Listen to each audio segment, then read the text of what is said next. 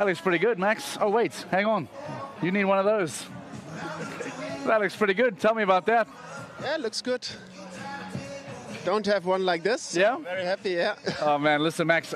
You and I spent a bit of time this week together. We were actually in stables. We were having a conversation about ambitions. We were having a conversation about the championship. How much were you thinking that when you saw how difficult round one started in the beginning of the stage? How much were you thinking about that? No, actually, already when I walked the course, I felt that this is going to be very difficult. But EIC up to Chaco is just one of these partners. Like, he feels that I'm a bit worried and I do a bit more, and he asks me to be active, which is not like the kind of riding I usually like, but he asked me to be active and he takes everything and is fighting so much. The time, Max, let's talk time. It was a big talking point in the commentary. It was a big talking point for a lot of the riders. Firstly, do you think the time was correct? I know you were inside of it, but you should have an opinion. Do you think maybe more should have been given? Okay, it's always easier to say it afterwards. There could have been maybe 1 more or 2 more seconds, but you know, this is such a small decision to make, and horses jumped very well here the last days, so I think that's why Greg stick to his former time. And when you walked it, you gave us an indication now that you had a feeling it was going to be difficult.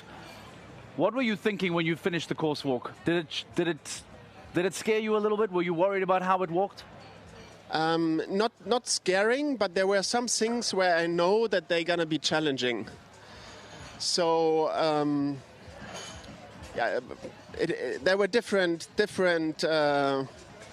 situations in the course, but one you could all see is at the end the double combination A with the long way. Horses jumped a lot. They jumped the triples through the diagonal and they spent a lot of power, and then there was the long way to the double vertical.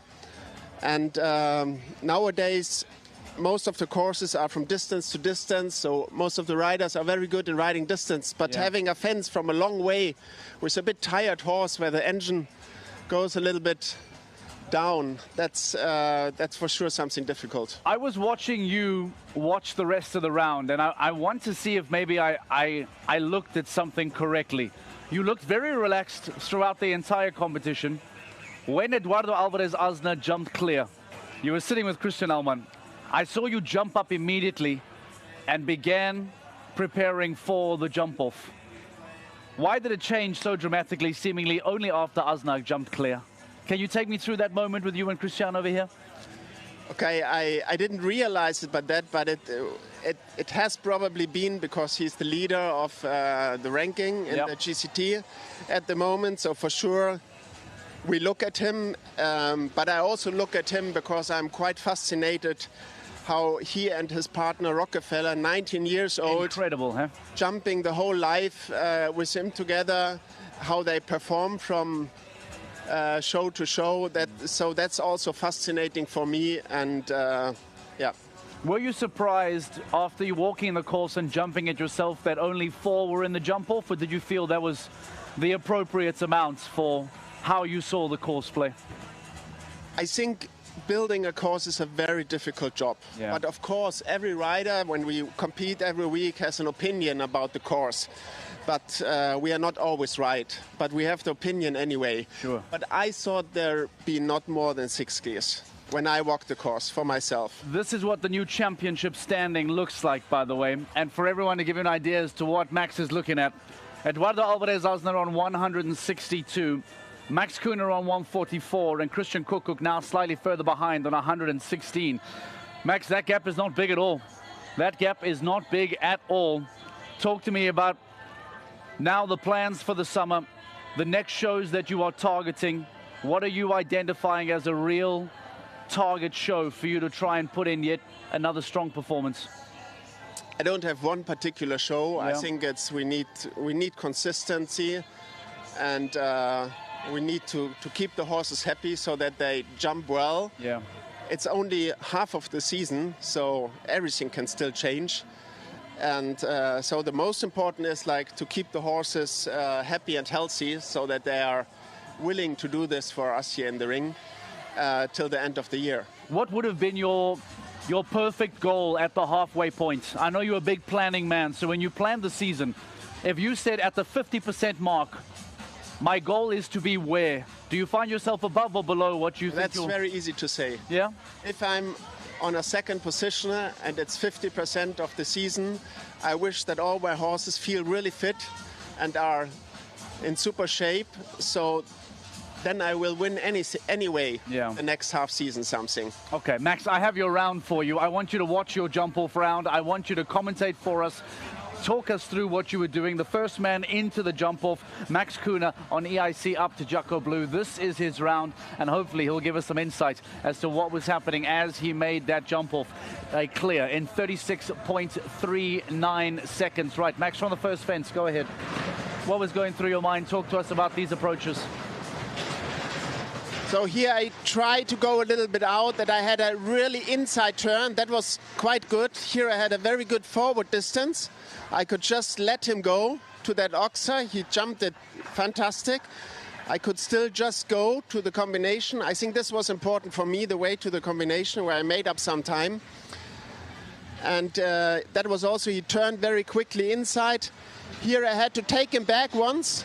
Talk to me about that extra stride that came in the final fence. That did not look like it was according to the plan, and I wondered if that was going to cost you. It didn't, but talk to me about the extra stride on the final fence. Yeah, that was... What went wrong? What happened? I wouldn't say it went wrong, but for sure it was not the way of riding I prefer. But EIC up to Jacko is always asking for a lot of support. He takes the support, but he also wants it. Were you worried that that extra stride would cost you the win? If I just have it too easy and too smooth, that could be easily touched. Were you worried that that extra stride was going to cost you the win? I had to do it. It's a feeling to clear the fence. I had to do it, so I did it. If I would be at the end of a jump and I knew I had to go with the first distance, I would have made it. Yeah. But I know EIC up to Jacko Blue is a very fast horse, and like this adding a stride was maybe 0.6, 0.8, something of this, and I think the rest went quite well, so it was less risk to add a stride. Max, I have some questions on social media for you from @KelMorgan. What was the most difficult part of today's course? The 12A, to enter the double vertical combination. Okay, Kel into 12A, the double for Max, and then another one for you from WSA Dringo 5. Who was the first person you called after winning today? My wife. Is that the go-to every time in a big moment like this? She's the first one. You call home, you call family. Okay, family is sitting at home and watching, and yeah, they want to have a feedback, of course, and yeah. That's very touching. Now, Max, earlier on today, we were making a few social media posts, and it's come down to you needing to sign a very limited edition Tropez Longines Global Champions Tour cap. So if I will, we can do it live on air, I will ask you please to take that, make a beautiful signature wherever you would like. Feel free to be creative here. And this now, folks, is the actual signed live in the GCTV studio. Your 2024, there we go, Max, show that to the screen, that's beautiful. Your 2024 Longines Global Champions Tour Grand Prix winner of Tropez, Max Kühner, signing that cap live in studio. We spoke to you earlier on today. We told you to click the link. We told you to follow up, and there'll be more details on our social media channels about how this is going to play out. Max Kühner, you were outstanding today. Do we see you in Cannes? No, I'm not in Cannes. When do we see you again? You see me again in Paris. In Paris, okay. Have a wonderful time, enjoy your break, and congratulations on a wonderful, wonderful performance. Please don't forget that. If you do, I will take it home. So that is all yours. Max Kühner joining us live in studio, the 2024 winner of the Longines Global Champions Tour Grand Prix here in Tropez.